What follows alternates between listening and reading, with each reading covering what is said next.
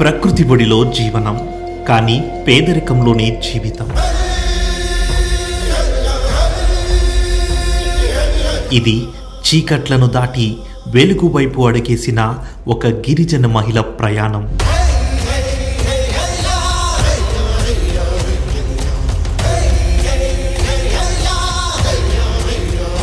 ఇది పేదరిక నిర్మూలనకు కూటమి ప్రభుత్వం చేసిన ప్రమాణం.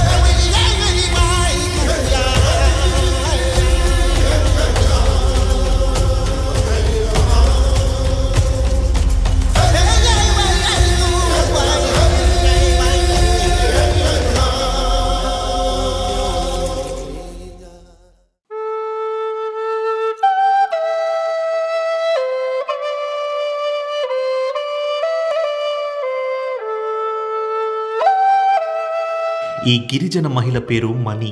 ఈమెకు 3 సంతానం. భర్తది నిలకడలేని ఆదాయం. కూలి పని మాత్రమే వారికి ఆధారం.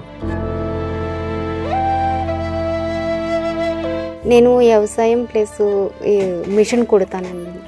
మా ఆయన కూడా సేమ్ అండి. ఎక్కడైనా షాప్లో ఖాళీ ఉంటే వెళ్తారు, లేదంటే ఖాళీగా ఉంటారు. పనికి వెళ్తేనే మాకు ఆ పూట గడుస్తుందండి. పనికి వెళ్ళని రోజు అసలు గడవదండి.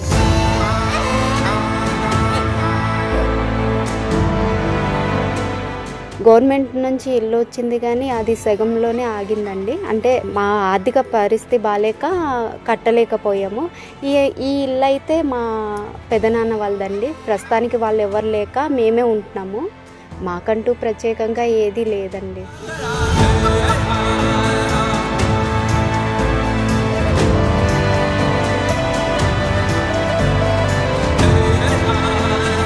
కుట్టు మిషన్ నేర్చుకుని కుటుంబాన్ని నెట్టుకొస్తున్న మణికి ఒకే ఒక చిన్న కోరిక, తన 3 పిల్లలకి మంచి చదువు అందించాలని, దానికోసం ఎంతైనా కష్టపడాలని. ఆమె కోరికకు ముఖ్యమంత్రి చంద్రబాబు నాయుడు గారి సంకల్పం తోడయింది. నేనైతే నా కుటుంబం గురించి నా పిల్లల కోసమే చెప్పానండి. నేను మిషన్ నేర్చుకున్నాను. నాకేదో చిన్న షాప్ పెడితే ఏదో నా బ్రతుకుకి ఒక ఆధారం దొరుకుద్ది, ఇంకా నా పిల్లల్ని బాగా చదివించుకోవచ్చు అని ఒక ఆశ అండి. నాకు చాలా ఆనందంగా ఉందండి. అంటే బంగారు కుటుంబం అనేసరికి నేను ఇంతకుముందు నాకు తెలిసేది కాదు అసలు ఏంటి ప్రోగ్రామ్ ఏంటి అని. కానీ నిన్న సీఎం సార్ వచ్చి చెప్పగా నాకు ఇంకో మనిషి భరోసా ఇస్తారని తెలిసి చాలా ఆనందంగా ఉందండి.